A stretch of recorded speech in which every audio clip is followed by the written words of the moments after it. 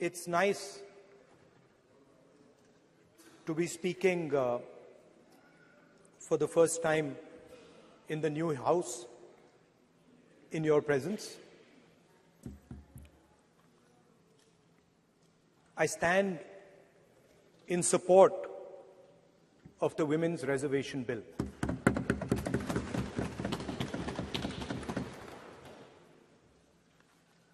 Yesterday, I was listening to the discussion, and the issue of the Sengol came up.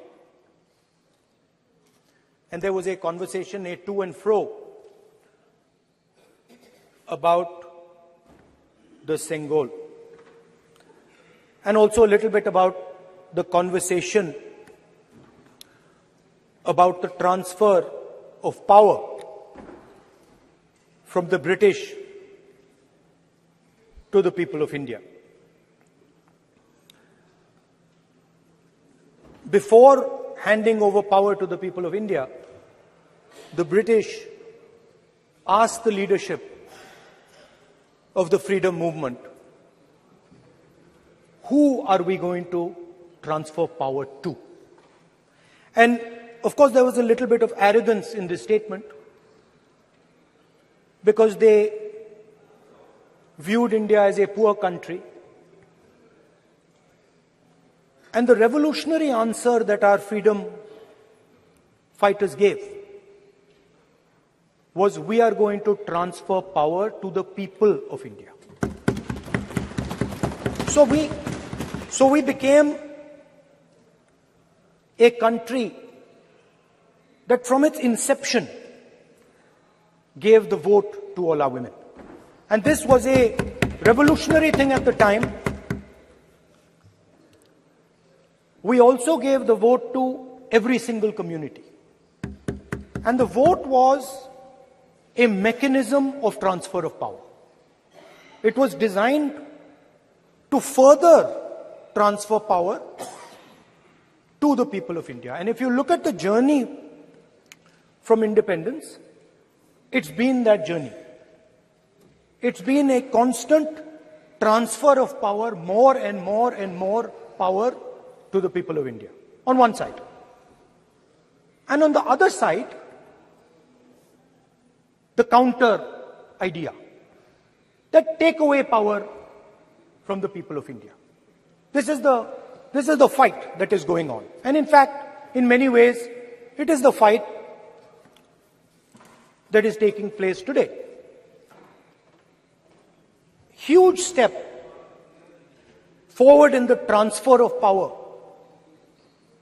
to the women of India was Panchayati Raj, where they were given reservation and they were allowed to enter the political system at scale. And this is another step. It's a big step. It is not a small step. And I'm sure everybody in this room, the treasury benches, the opposition, everybody agrees that this is a very important step for the women of our country. They fought for independence.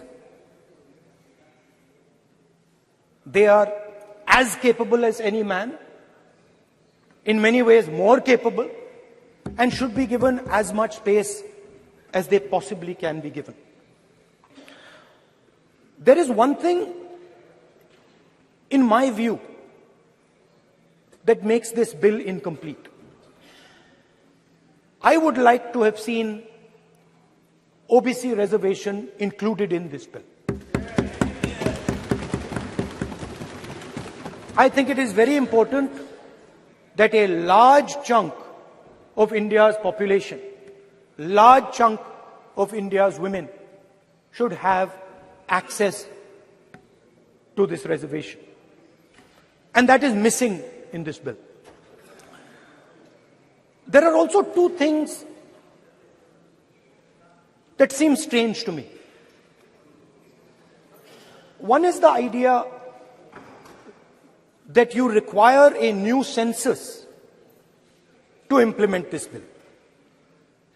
And the second is that you require a new delimitation to implement this bill. In my view, it is quite simple. This bill can be implemented today by giving 33% of the seats in the Lok Sabha and the Vidhan Sabha to India's women. And so I wonder if this is not designed to push the ball forward. To push the ball forward 7, 8, 9 years, and then let this thing play out the way it does. I know my friends tend to like to take the attention of people away from other issues. You know, there is of course the Adani issue, which is they always want to take the attention away. But there is another, I would like to say that. One of the things that, this is quite a nice building. Nice peacocks. Nice peacock feathers on the ground. Nice peacock feathers in the chair. It's a nice, tasteful building. But frankly, I would have liked to see the President of India in this process. The President of India is a woman. She represents the tribal community, and it would have been befitting to have her visible in this transfer from one house to the other. So, one of the things that the government likes to distract from, of course, is Mr. Adani. And there is another thing that the government likes to distract everybody from. And that thing is called the caste census. For some years, the moment the opposition raises the issue of caste census, the BJP tries to create a new distraction, a new sudden, event, so that the OBC community and the people of India look the other way. In my research for this speech, I took a look at the different institutions that define how our country moves forward. There are many. There is the Lok Sabha, Rajya Sabha, Vidhan Sabhas. There is the bureaucracy. There is the press. And there's the judiciary. And I looked with an eye to understand what is the participation of the OBC community in these institutions. मतलब हमारे जो institutions हैं उनमें OBC की भागीदारी कितनी है, ये सवाल मैं पूछ रहा था और मैंने अलग अलग इंस्टीट्यूशंस में थोड़ा रिसर्च किया. जो सेंट्रल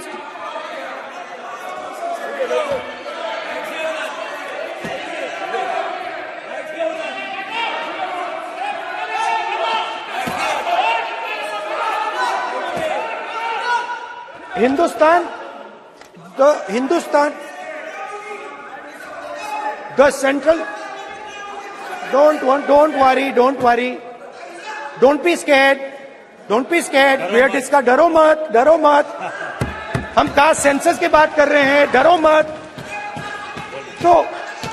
तो मैंने, I checked, simple thing I did. I said, look, what is the most important set of people in the government of India? The people who define how this country is governed. Of course, Lok Sabha and Vidhan Sabha, but beyond that, they are the 90 secretaries of the government of India. 90 people secretaries are responsible for managing the core of the government of India. And I asked myself the question, how many of the 90 people come from the OBC community? And I was shocked and shattered by the answer. मैंने ये सवाल पूछा कि ये जो 70 secretary हैं, 90 secretary हैं, ये जो हिंदुस्तान की सरकार को चलाते हैं, जो बजट को चलाते हैं, इनमें से ओबीसी कितने हैं? नरेंद्र मोदी जी प्रधानमंत्री हैं, ओबीसी के लिए काम करते हैं। मैंने ये सवाल पूछा। मैं आपको जवाब देना चाहता हूं, हिंदुस्तान के सेक्रेटरीज 90 में से सिर्फ 3 ओबीसी से हैं। और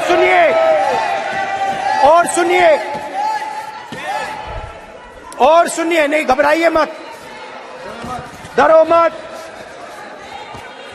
और सुनिए, ये जो सेक्रेटरीज हैं जो ओबीसी कम्युनिटी से हैं, ये हिंदुस्तान के सिर्फ 5% बजट को कंट्रोल करते हैं। मतलब अगर हिंदुस्तान का बजट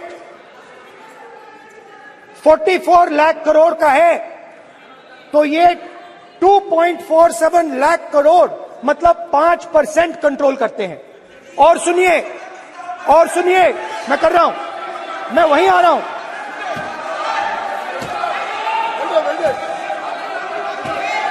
मतलब ये जो है आप ओबीसी की बात नहीं सुनना चाहते, ओबीसी की बात नहीं सुनना चाहते, ओबीसी की बात नहीं सुनना चाहते, ओबीसी की बात नहीं सुनना चाहते। आप ओबीसी के खिलाफ है, आप ओबीसी के खिलाफ है, ओबीसी के खिलाफ है। आप ओबीसी के अधिकार के बारे में नहीं सुनना चाहते, ओबीसी के बारे में नहीं सुनना चाहते, के प्रति न्याय नहीं चाहते, ओबीसी के प्रति न्याय नहीं होना चाहिए।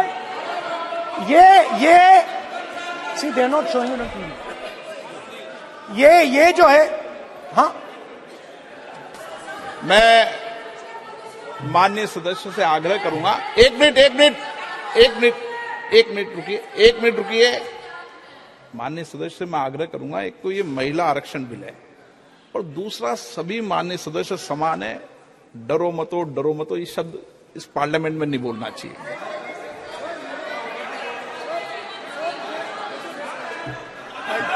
सर, ये जो डिस्कशन है, sir, speaker sir, this discussion,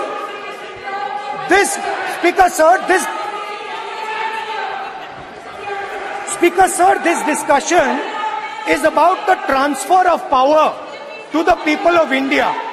The women being one group of the people of India and the OBC community being another group of the people of India. And I am elaborating that the OBCs who of this country and control and define 5% of India's budget. This is an insult and a shame to the OBC community. ये OBC community का अपमान है। तो सवाल उठता है कि इस देश में कितने ओबीसी हैं, कितने दलित हैं, कितने आदिवासी हैं, और उस सवाल का जवाब सिर्फ कास्ट सेंसस से मिल सकता है। तो मेरा सरकार को एक सुझाव है, सबसे पहले ये जो महिला का बिल है इसको आप पास कीजिए, आज पास कीजिए, ये जो आपके लागू कीजिए, और ये जो डिलिमिटेशन है जो आपने बोला है, और ये जो सेंसस है इसकी कोई जरूरत नहीं है, 33% आप महिलाओं को सीधा दे दीजिए। और दूसरी बात इसको बदलिए, इसको आप बदलिए। कैमरा नहीं है सर, कैमरा नहीं है, आपको ही दिखाएंगे सर, पूरा भाषण में आपको ही दिखाएंगे। ये आप बदलिए। ये जो लिस्ट है ये ओबीसी समाज का अपमान है। 90 लोग हिंदुस्तान के सेक्रेटरी हैं, उनमें से 3 लोग ओबीसी समाज के हैं, 5% बजट को कंट्रोल करते हैं। तो जल्दी से जल्दी आप कास्ट सेंसस कीजिए, जल्दी से जल्दी जो हमने कास्ट सेंसस किया था उसका डेटा आप रिलीज कीजिए, और अगर आप नहीं करेंगे तो हम कर डालेंगे। Thank you. धन्यवाद।